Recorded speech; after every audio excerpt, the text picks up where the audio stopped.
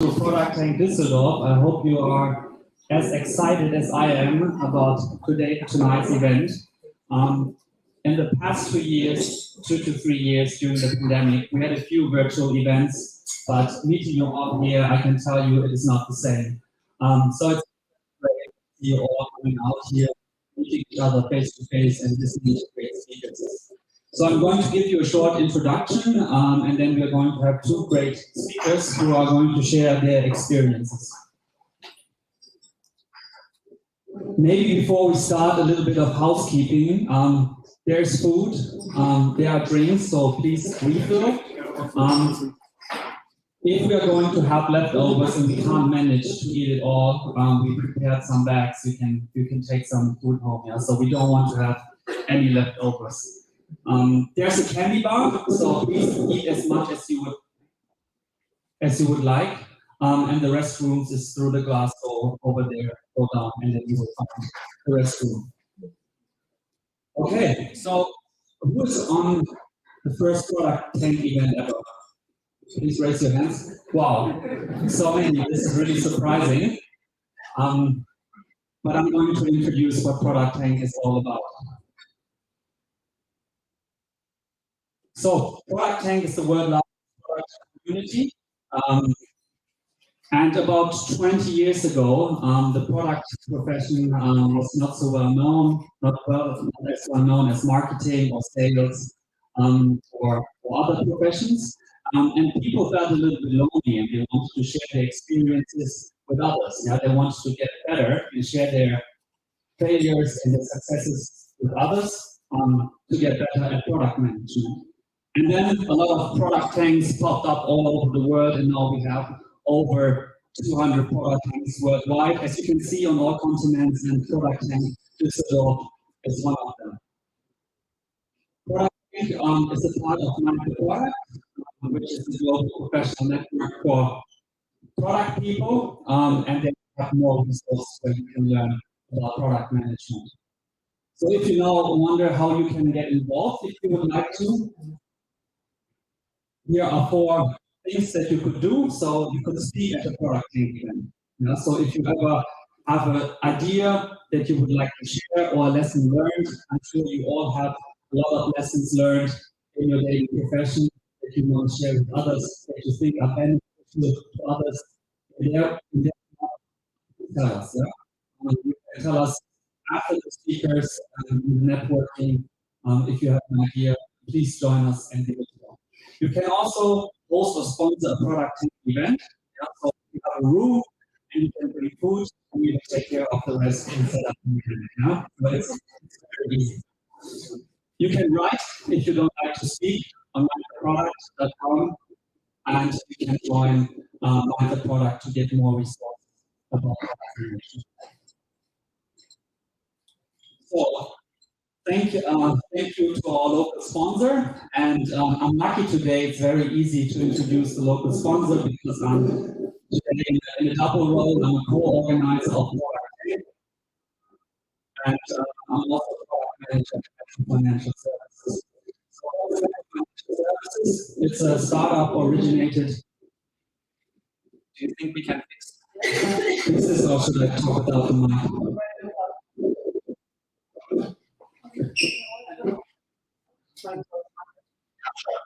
Okay, so I'll try without the microphone. So what is Metro Financial Services? We are a startup originated from Metro, working in fintech, and we help local businesses in achieving financial success by helping them to have financial freedom, to pay at their convenience, or to get a little bit more back with every purchase than just goods or services. Yeah? We also had a lot of discovery on our product. Here it is. It's a debit card where you can get cash back and buy now, pay later. Even on that little piece of a card on the design, I remember there was a lot of experimentation and product discovery. But we have 2 great speakers today who are going to share more about the topic. So also thank you to all the co-organizers. My name is Mark. Anna, she's going to be the moderator today. She's going to run the show. Victoria is here streaming the event actually on YouTube, and I forgot this in the beginning. If you're on YouTube, if you have questions, please write them on YouTube, and we will address them to the speakers in the Q&A session. We have Alex, who is, he doesn't like to hear it, but I call him the father of ProductTank Düsseldorf, who kind of got all of this going. Today he was so kind to jump in as a speaker last minute. So thank you, Alex.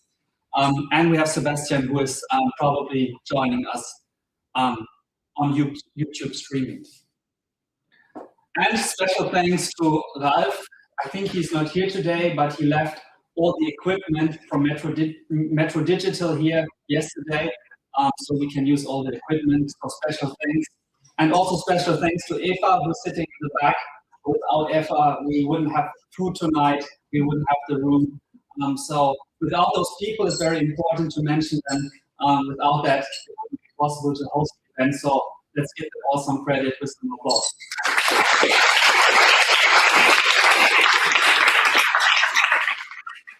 All right, good.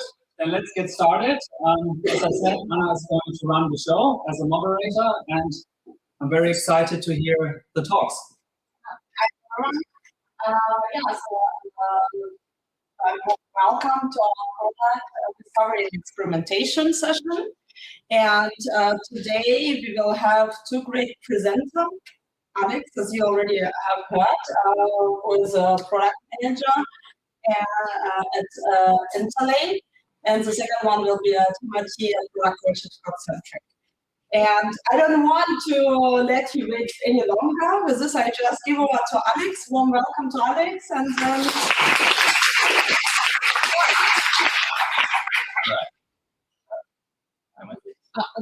The other left. Yeah. Should I switch to... Yeah, switch it for you.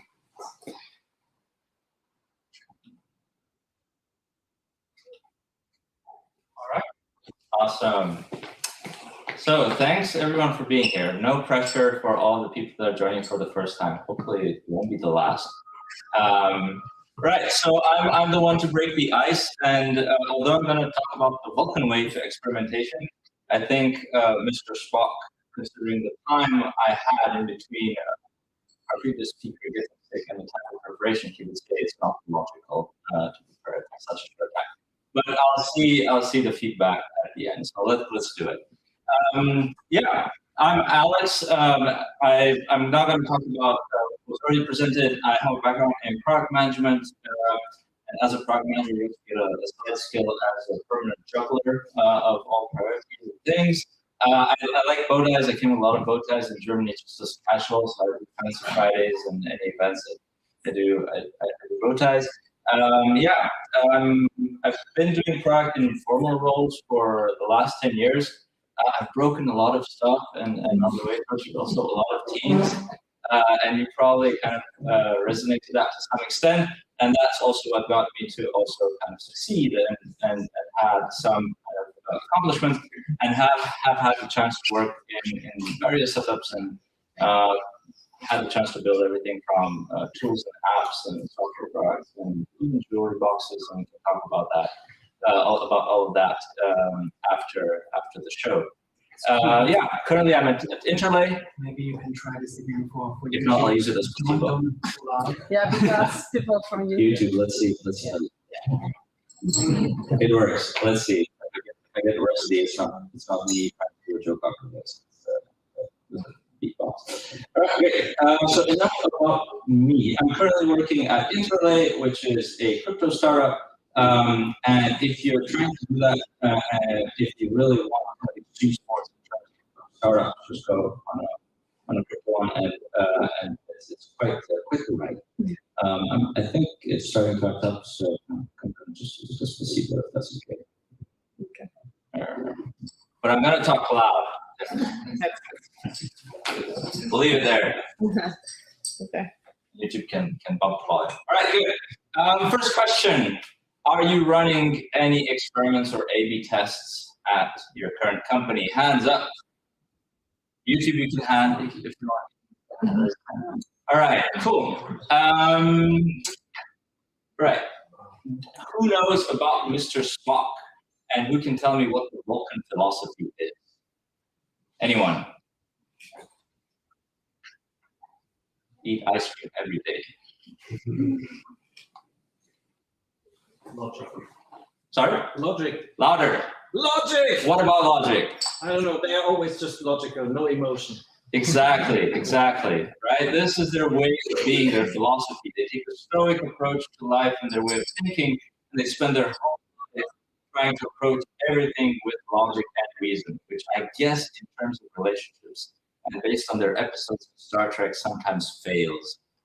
But that is their philosophy. Logic is the cement of our civilization, right? Which we ascend from chaos. And although maybe for life, all of the time it's quite impossible for us human beings and might not be the only way to actually build amazing products, it does come particularly useful, at least from my experience, when you're trying to run experiments successfully and conclude from them with another group of people, because it can be really interesting when all of the minds of the team have to think in the same way, at least about goals.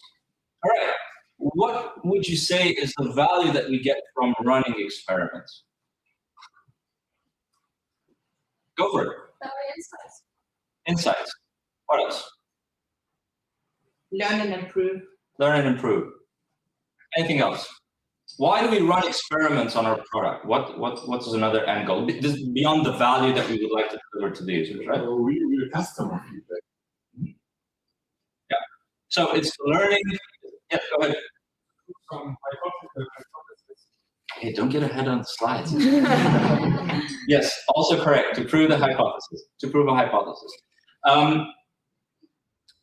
One of the things beyond the learning and why we run experiments is that we do the experiment because we want to make a decision or we need it for judgment. Whether it's qualitative or quantitative experiments that we run or test, we in the end want to use it also for making a decision, hopefully as a group, as a product, together, sometimes all alone.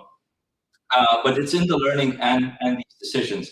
And when it comes to making decisions as a group, it becomes tricky to kind of do it in a consistent way, especially when it comes to running these experiments. But there's also the case when you run experiments in life, like trying to get someone to go on a date with you, right? You try things, and sometimes it works, and then you take the learning, and sometimes it does, and then you try to make a pattern out of it, and try to not repeat the mistakes that you've done. And the statement that I'm trying to make, and also kind of the idea that I want to leave you with, is that despite having the best product team that you have to build the best product possible, you could still run the risk of losing most of the value of that experiment, despite how well you're going to build it, right? You still risk. And I'm going to go and try and explain why and how the Vulcan approach and Mr. Spock does experimentation. I'm pretty sure he did it with the space trips. First, prioritizing before we even build, trying to prioritize what exactly to experiment with based on emotions. First one, because it's shiny, because the website or the application will look so beautiful. Have you ever worked with an architect that decides that he's gonna or she's gonna use your building and your house to prove what they can do as an architect? It happens very often in a software company and a product-led company as well. I'm going to prove how well I'm going to design the best application ever. Do we need it? I don't care. That was not the point. Like, I'm going to use this as my stepping stone in order to ascend to a higher plane of existence and craftsmanship. As a designer, product manager, developer, or whatnot.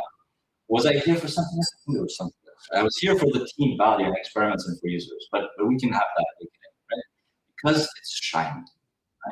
I like it to be shiny, and I dream that we could also give the business and user value as long as we can push it shiny. We are definitely not biased as a team, right? Certainly not. Certainly not by these 150 or 200. I didn't count. It's 100 something. It's, right? We are biased by the very existence and the learnings that we've had and the patterns that we make. Even more important, when we go into a discussion about what we're going to experiment with and what we're going to run, even in interviews, but very important when we work as a team, is that we're going to bring all of those biases in for that meeting when we're running the experiments. So to not be at the very least aware of my biases as a product manager leading the team, right? Never mind the other biases of the people eating. We need to refactor this. But it looks horrible. How can you not? Like, we need to actually do that. People are suffering. All that 1% of traffic that is going to that side menu is suffering. We need this needs to stop. Yeah? We are definitely not biased. We're bringing the biases already in the discussion. And if you are a key team, and I'm pretty sure to some extent you are a key team building a key product, that bias is the equivalent to launching a rocket with a 1 degree deviation on its path to the moon. And by the time it reaches the moon, you'll just wave to the moon on the left side or on the right side because of that deviation. You can think about these biases also as a deviation in our thinking and in what we choose to experiment. Very not Mr. Spotlight. Right? Because I feel it is the right one. Coming back to my personal patterns and my personal belief, because I've done this 1,000 times, and despite the fact that it's a new user base and a new product and a new company and a new team, I feel that we should do this because it's happened before, right? People do that in casinos as well, right? But this time it's gonna work. I'm gonna pull the slot machine. Same here. There's a famous quote actually. If we have data to decide or to prioritize, let's use data. If all we have is opinions, let's use mine. Yeah. So what would Spock do in this case? How would Spock approach this situation and these challenges? Right? Yeah, and he has a quote, of course, because quotes are good. I have memes as well that come. Insufficient facts always invite danger. Also coming from the quote of let's use my opinion, right? The worst thing that we can do is to use opinions, and it doesn't matter which opinions would be, whether it's mine or the CEO's or the users, right? They're equally dangerous within the right context. I hope I'm not going to leave you scared at the end. Like there's also a shining kind of like sign at the end of this, right? But when you're going into these discussions, despite the biases, right, you need to prepare the team and to prepare yourself, both in the mindset, especially in these meetings and prioritizations, but also with the insights and data that you have. And if you don't have, to actually bring that fact to everyone else and hold them responsible for it. We do not know, so let's not build a spaceship of an experiment before we actually get some form of insights or some form of data. How many people are going to be exposed to this experiment? Should we even build it, right? Will this even matter in 5 years' time? The impact and the exposure of this fact that we're making has an opportunity cost, right? If in 1 month you run an experiment that yields, I don't know, 10 million plus on the revenue, right? That's your opportunity cost. Is the next experiment that you're running, does it have the potential of also having that 10 million? If not, then you're indirectly wasting money.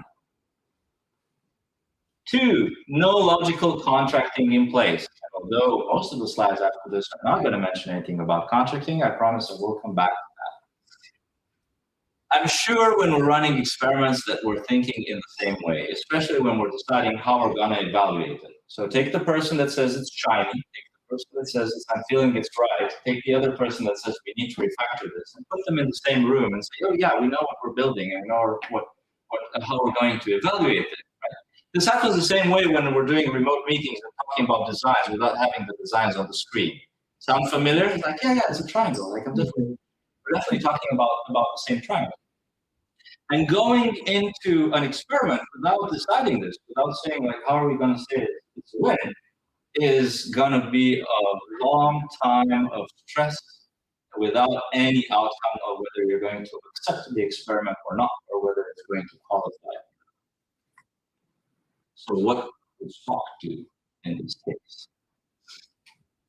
Logic is the beginning of all wisdom, not the end. Henceforth, and starting with a hypothesis is logical. So your reasoning, I accept your reasoning from the earlier one. Yeah. Why hypothesis? The hypothesis is the contract that you are making with the team and the organization and indirectly the experiment, although it's not a sentient being, right, on how you're going to evaluate. And I do mean contract because it's similar to a contract. You will all agree what you're going to evaluate, what the change is going to be, and how you're going to say if it's successful or not in order to prove that hypothesis. God bless the scientific method, which actually launched the way of the hypothesis. Right? It sounds like a contract, whether it's asking for your name and address and account number and and the details, or whether it's asking for the change being made or the target group or the result. It is a contract. And what contract generally brings is a stability or a union or an alignment in thinking and agreeing, which helps you along the way when the person with the shiny bias comes in, or the person with the opinions come in. And Spock loves contract. This is supposed to be, but we'll get about editing that afterwards. Falling in love with your experiments, and this falling in love has a lot of nuances. But I'll switch to what would Spock never do. Not conducting not concluding based on the hypothesis. It's one thing to have the hypothesis, but when you're seeing the results and then disregarding what you agreed in the first place, it just means that the contract is void and useless. Whatever you've learned or whatever you wanted to learn then is actually not useful for the team. Cherry picking data and insights. Yes, sure, it failed on the main KPIs, but look at this green side. Like, this is amazing. Look at that. It doesn't matter that we're losing 50% of the traffic, right? Look at the conversion on the remaining ones, right? It's easy to fall into that just because you fell in love with your feature and you actually want to accept it, right? But the reality is that if your hypothesis said that the number of people clicking on a certain button needs to go up, and it didn't, then the hypothesis of that experiment has been invalidated, and the null hypothesis has been proven, right? Which is that there's no change when you on that metric. So not having that and having the dashboard, I don't know about what dashboards and what tools you use, but for example, at one of the previous companies that I worked for, Trivago, they had something comparable to chemical companies running experiments, which gives you so much data that you end up in a paradox of choice. What numbers will I choose? And what will I decide on? So it's even more relevant to actually decide in your hypothesis what are the KPIs and criteria for success. So don't cherry pick. I've had to deal with a lot of stakeholders that cherry pick. They love to cherry pick, but only when it's in their favor, right? Spock doesn't cherry pick. Ignoring statistical significance. I've had so many people in my team, and myself included, being so happy one day after the experiment, seeing everything go up green and being happy and ready to call it a success, including on the data that we've had qualified as the success factors. And then we say, well, how much data did we need actually in order to trust the numbers that we're seeing? Well, we need around 2 million visitors and around 50 million actions. Okay, so how much do we have? We just have like 500 users. Like, oh, great. So would you trust those numbers? Well, they look good, right?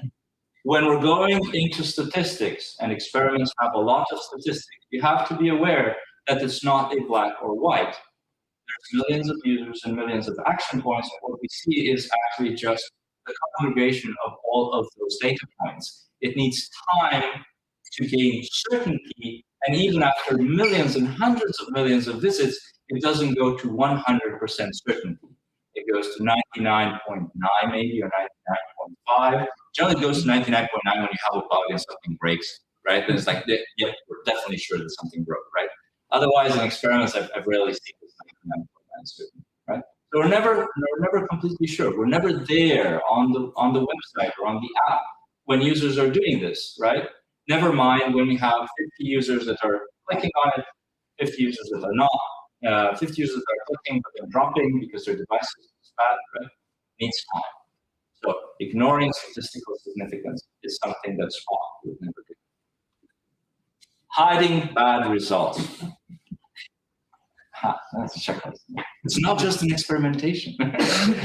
Yeah, this is something that's inherently bad, right? Like as kids, we actually never did this, right?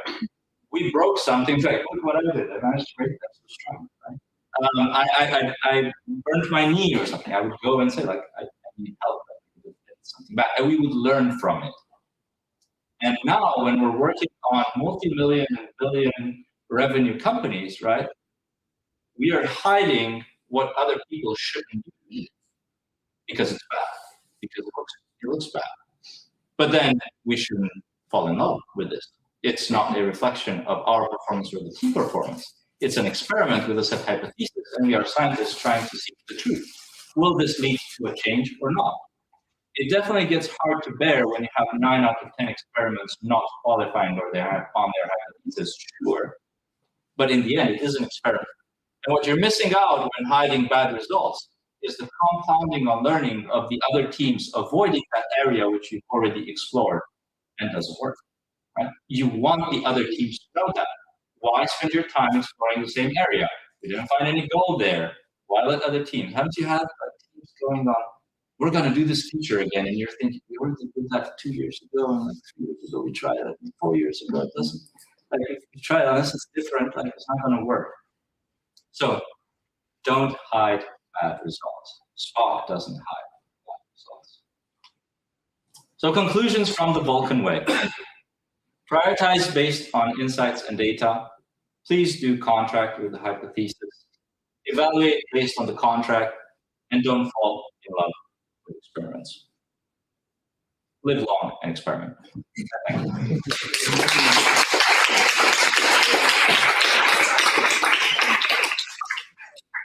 you very much, Alex. Now there's some time for some questions.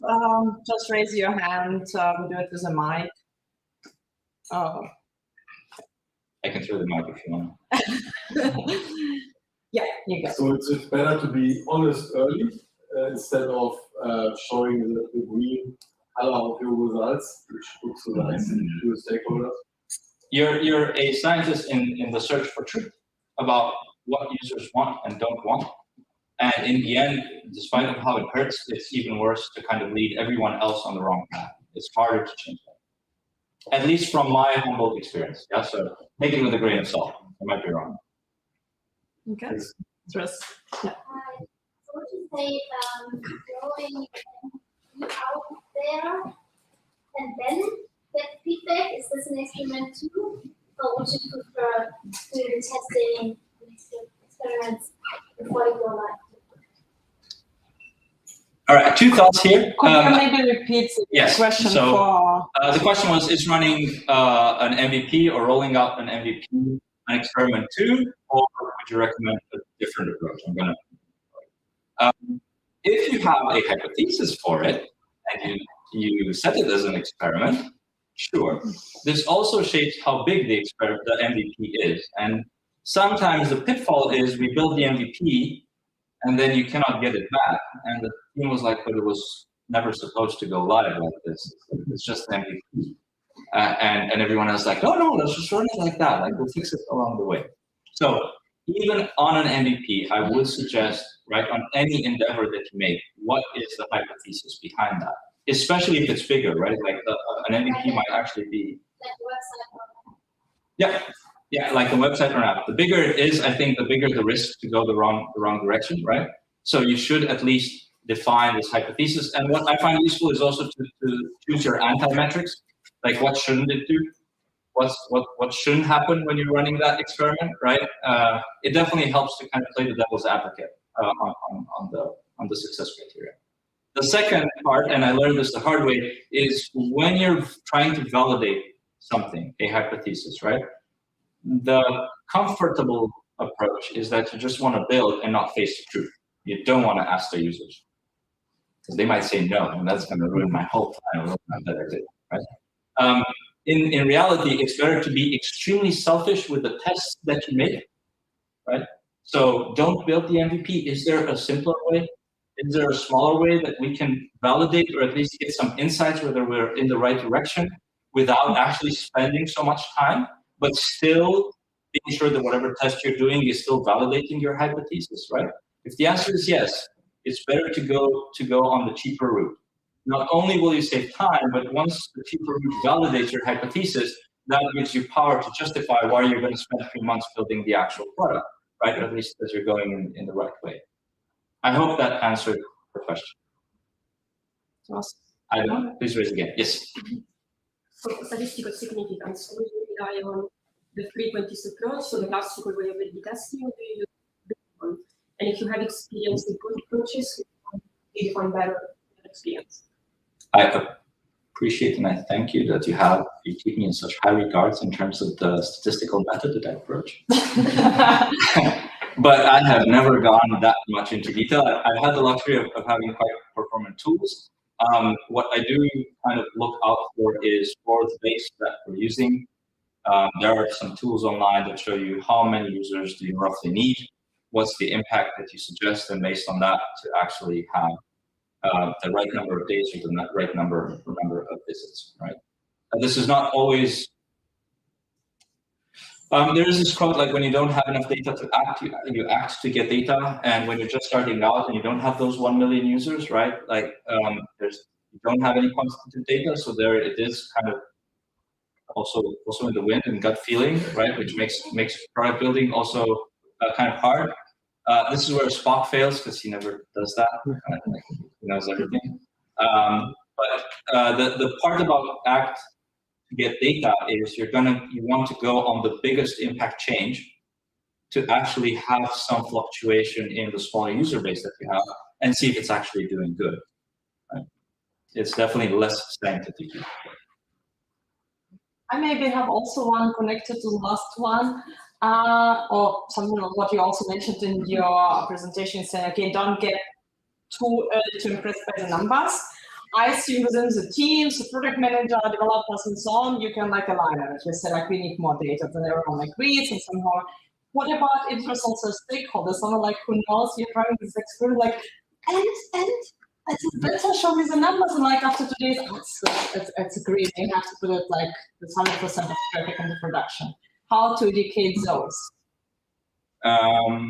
Generally, I try to avoid them. It doesn't work, and in the end, you do have to face the truth. One thing that I try and do with stakeholders in general is I try and make them responsible for their decisions, which sometimes doesn't happen. They come and land this on us, like please put it 100%. And the thing that we don't do is like, it's up to you in the end if you decide. I would advise against this, and this is why, but you're making the decision. And despite what some of my stakeholders would like, I do that in writing.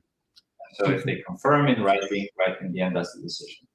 We do not want, in the end, to push something that's bad. So the other approach that I take is I reverse the experiment with the default. This is not always possible, but what you can do is actually put the experiment as the default way of being, just as that was always the way that the app worked. And then you put the default way as an experiment and leave it at 50% or at a percentage to gain enough significance and see that it works. I hope that's yeah. So I would love to cut here the discussion for now because we have also one more speaker, and I would love to save some questions for afterwards. So I'll be around. So we'll be also around. So we would love also, this product and foster your exchange. Thank you very much. I guess you get a present from Metro Financial Services.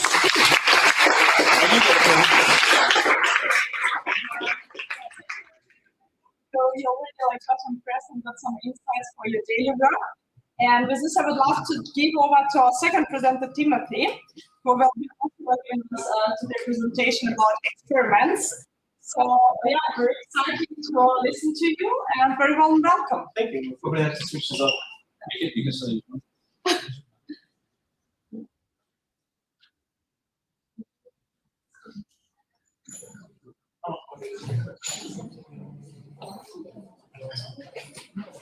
It's not.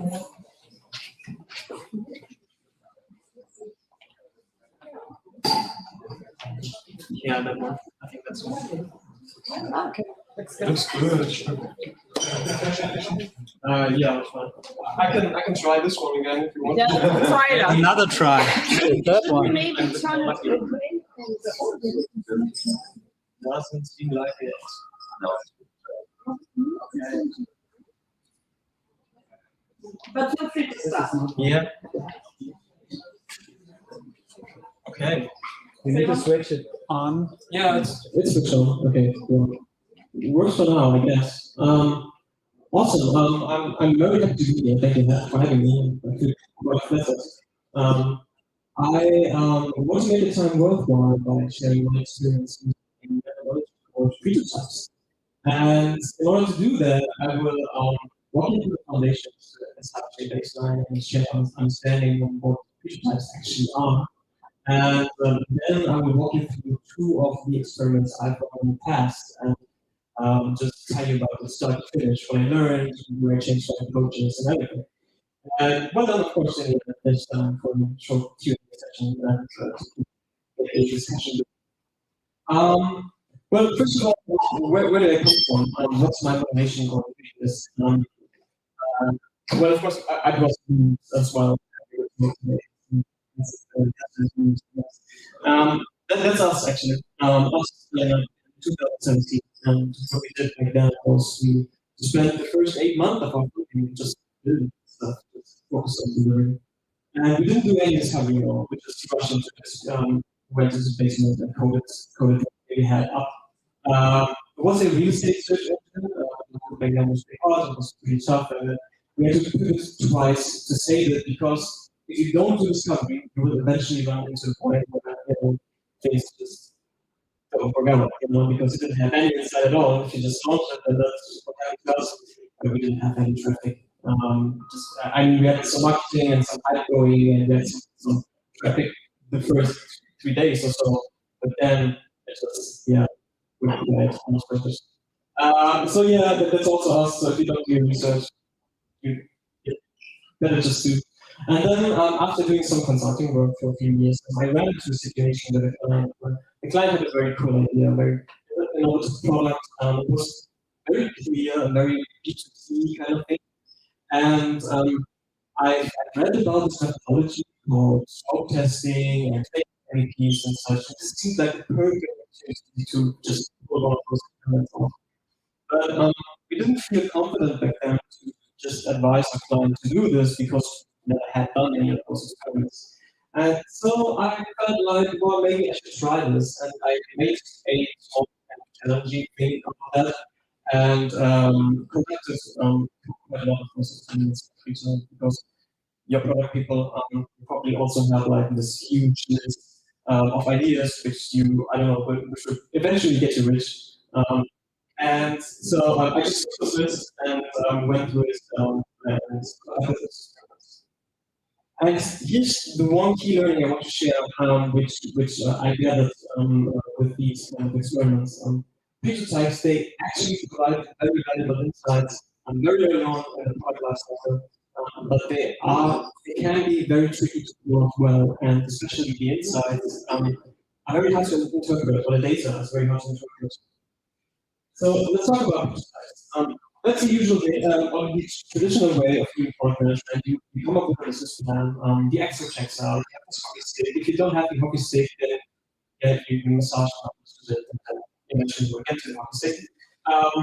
And then you come up with an MVP, which is very often just a slightly smaller version of the final product. So we should talk about this. It's not the best experiment because they can be huge. And they can be very costly, and they can take a lot of time. And so, in the end, what's you get most often out of those MVPs? You get a very binary set of data, like you get traction or you don't, right? And that's not a very good experiment, and that's not very good data. And more modern approaches to product management, most of you know it, are to conduct experiments based on hypotheses. You try to not spend too much time on your business plan, but rather try to iterate of a document which is much easier, much faster to come up with. And then you try to identify which part of that plan is the riskiest part, and then you try to test it and get insights on that. And if you do well, if you use specific methodologies, these can be quite fast. And the definition of MVP can be as small as you want it to be, basically. It can be a landing page. And if you do it right, then these experiments can take hours instead of a month, and they can cost like maybe 50 euros or something to get some traffic on the page. And you can get a lot of very valuable insights. You can get insights on, pricing, channels, value propositions, the problems of the customers, and even traction, or good and indicators of traction. Of course, these are very often not scientific experiments. You work with very, very low ends, and the quantity of the data you get is never significant.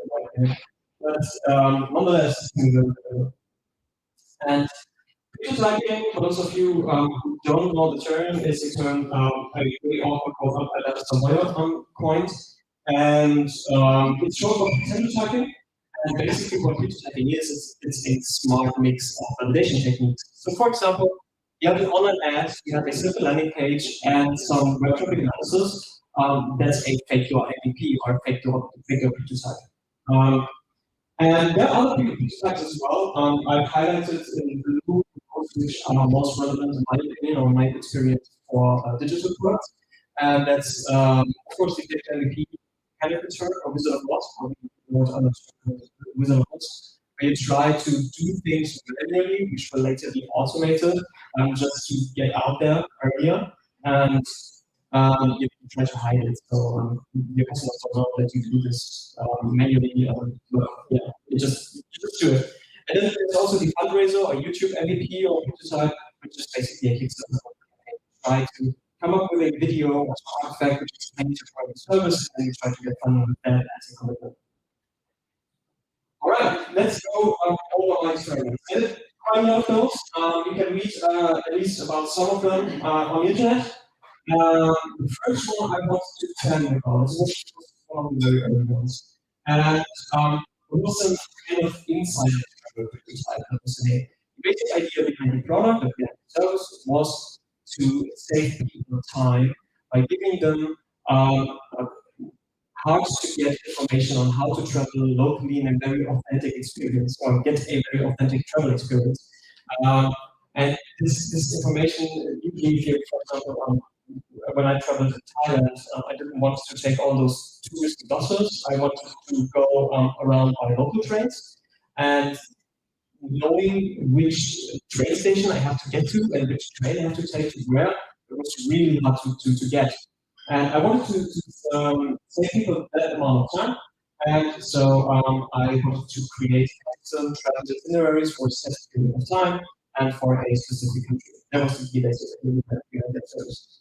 So we did a product configurator, which was a pre-set process, and we had the map. And of course, you always go overboard because things are shiny, and maps are shiny, and I like maps, so I had to put a map in there. And you could select the country, you could select your dates of travel, and then the step was to sign up for service or request an offer or something. And the experiment was we had we bought Facebook ads. We went in there with a 40 ad budget over the course of 4 days. That gave us around 50 clicks, so again, it's not a large quantity.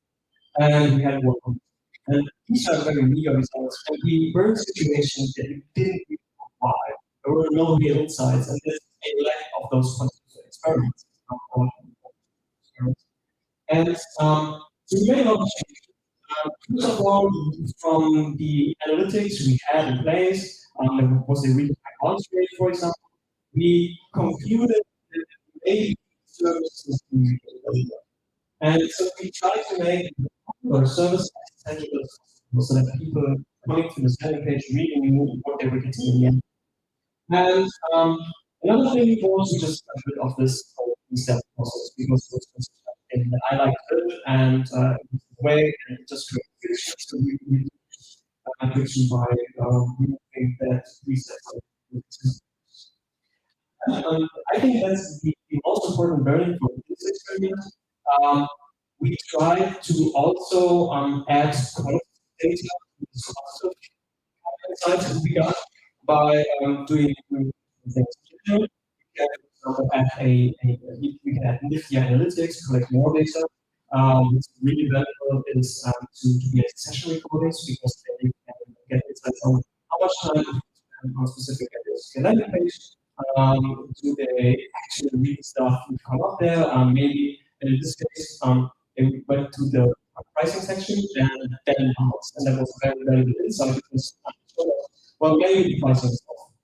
And also the way is to always think about maybe can I add a step my sales funnel, basically, where I get to talk to people. So in this case, the outcome was not we will send you the itinerary, but rather it was well, you can talk to one of our travel experts for this specific country. And that way we were able to ask the questions. And that was a much better experiment, which is not really a scientific experiment anymore, but it was a much nicer way to get insight from that problem. The second example I brought to you was the real estate prototype, and I wanted to make use of all the product knowledge I got in the years as I founded the startup, because this was very close to us. And I use this example a lot in my startup projects that I do, because I want to highlight that when we use this content or something that very often just has very broad hypotheses, like value hypotheses, which is something along the lines of real estate agents in Germany would be interested in a service that would charge 99 cents on the service. And so, yeah. And the results were, again, this was a 40 euro ad budget over the course of 2 days. We got 75 plays for that and 11 leads. And this is really this experiment. Cost of acquisition CPA was 3.64 euros. For a service, it cost 0.99 euros. So this gave us the impression, or this gave us the knowledge that we have to make 4 sales to each agent we acquire, which, in my opinion, is really a critical kind of thing. So the follow-up experiment was to either find ways to increase the price point and our metrics, or maybe find other ways where we can reduce acquisition costs. And yeah. A side note, which I really like to stress, these kind of experiments, types, you can do them iteratively. You can also get insights, but just don't get. And then if CPA or something looks okay, then you can increase the artifacts and increase the amount of work you put into these experiments or into this idea by doing paper as a second iteration. And then, if you feel confident and the numbers look okay, then you can increase the effort you put into this by converting your vector experiment to a visible host, for example. You just can Stripe checkout and do all the research for this idea that you need. And then you can iteratively work towards the end. Okay, and the second iteration, we changed quite a lot of things. We converted, because of this learning, we converted the price point to 3.99. We also changed the target group, because the mechanics of the target groups changed a bit. So we were forced to do that. And we also changed the commitment by adding a checkout. And it turns out the result was 0 on otherwise same stuff. And the question is why? That's a really interesting question. And they get to the point of this talk. The limitations of these sort of experiments is often that, first of all, access to customers key. If you have a new targets, I don't know, maybe 3 companies in Germany, because it's such a niche, that this would never get you anywhere. And second thing is, the results can be really ambiguous, you know? And this is why I came to the conclusion to always add to data. Any of these experiments always get some sort of qualitative data in there. And then, of course, the proposed solution, the thing you come up with, is always just by design. Just more often than not, skipping the fundamental research completely, and you just try to rush to get this thing out and get some insight and some direction. So you're basically doing validation at a point in time where you probably do discovery or focus on foundational research. And then the degrees of freedom need to be managed. In the last experiment, I changed 4 things at the same time, and then I didn't know which was the breaking point. So why do at all? First of all, the information you do get is extremely helpful, especially at such an early stage in the product lifecycle. Again, stressing 0.99, 3.99 clash is essential. This is so mind-blowing and so invaluable early on. And then you create access to the target group interest from. You have those quantitative channels, and you have more or less the best of both worlds. You know, you get some data points, and you also establish connections to the people which you can use for your learners. They're fast and cheap, and they are usually very easy to come up with. The default is that you can create everything, and they usually actually get you at least some. You have the baseline. All right, let's repeat the key learning for now. So I hope you come to understand why I think that Pretotypes provide valuable insights fast and cheap, but they can be really useful to do well and partial purpose. So, great, thank you.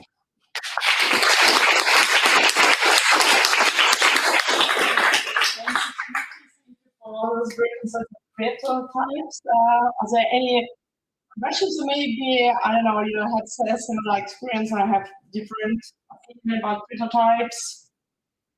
So. How many customers do we need to be able to use the method? 100, 1,000? Usually, the question was how many customers do we need. Usually, I try to aim for 100 people on the landing page. This will never get to the point where you can say, well, this validates or invalidates hypotheses, which isn't needed in my opinion. So even ignoring all statistical knowledge and all statistical practices, what you try to achieve with this kind of is to enhance your gut feeling with some kind of data to identify direction, and that's what they are available for. And so I think I never try to achieve statistical significance or any statistical approach. To bring it somewhere where it relates to my company, or do I do it on my company? I think you can. The question was, should I do this on my company? That's a question I get a lot actually. So people. That's right. Yeah. So people very often they worry about their brand doing these kind of things, and that's a very sensible thing to do. It's a good sign actually. And I think in the end it comes down to expectation management. For example, I mean, you can always go off-brand. For example, you just go to brand name generator or company name generator.com and see whichever domain is free, go to consultant and use that for running your experiments, which I usually use experiments. In the end, it comes down to expectation management. What you, for example, can do is communicate very clearly that you are thinking about building this product, and you can be part of the process. Sign up here, your email address, and we'll contact you. Or give us an hour of your time to make this product a reality. And so then, there's a whole gamut of things you can do on a very high bandwidth. Cool. Yes, please. So let us assume you met Spot. What would you tell him? Yeah, I was kind of thinking or anticipating that kind of question. I think I would try to avoid Spot. I think that's the only solution there. I was wondering how exactly you're combining with qualitative research, because you said it's limited. And for example, for the insider travel, you imagine maybe you talk to the target group first and see what problems do they actually have. The question was how to combine it with qualitative research. I think it's a very different approach, and I feel like think of it as a kind of filter. You have in your organization a lot of ideas, and usually organizations, especially large ones, they're not short on ideas. Then maybe this can be a way to filter out the ideas which provide at least a baseline of metrics. And then you would just use the filter to assign more resources to qualitative research. That's one way I like to think about it. It's probably not the best way, and again, you're basically, if you do this right, you're skipping foundational research whatsoever. But it can complement your qualitative insights, because in a nutshell, this approach is a way of making your artifacts, your MVP, smaller and smaller and smaller, and really focus on the things that you want to test with your MVP. So if you have foundational research done and you're moving into directional research, this way of thinking can be a way of directional research. And so I think why not do both? These two things can be fast and easy.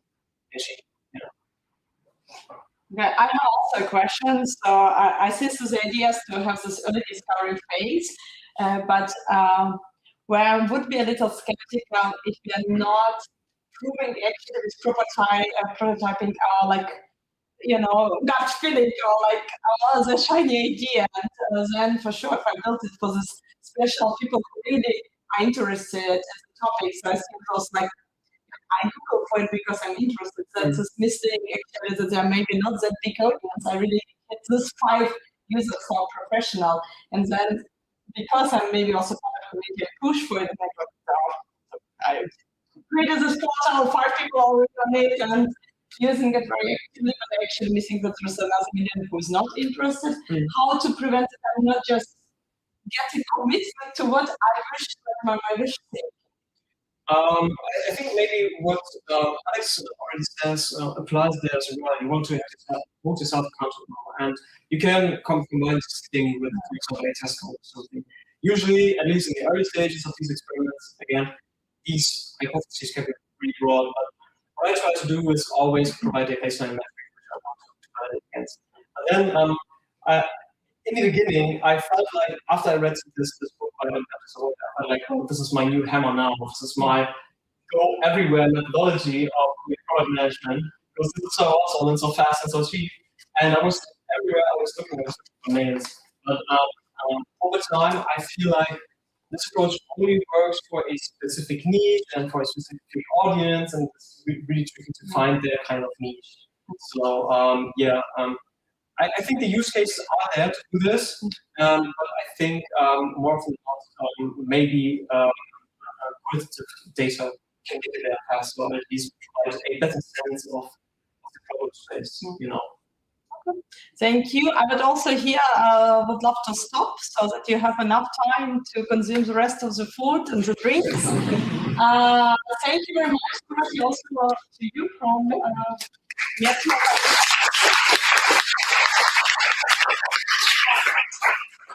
you very much for listening. I hope you enjoyed. In the past, and before Corona time, we had collecting on a monthly basis. Yeah, we will see how it runs.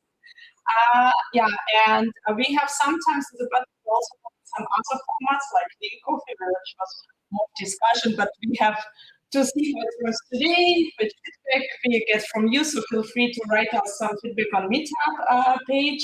We are always interested in your feedback. If you want to be a presenter in some of our meetups, feel free to reach out. Again, you can write to, I guess, Meetup page, and everyone gets a message. I'm not sure, but we get the message somehow. I'm getting those messages sometimes. Yeah, thank you very much. Enjoy the food, enjoy the drinks one more time. Big thank you to Meta Financial Services for hosting us today.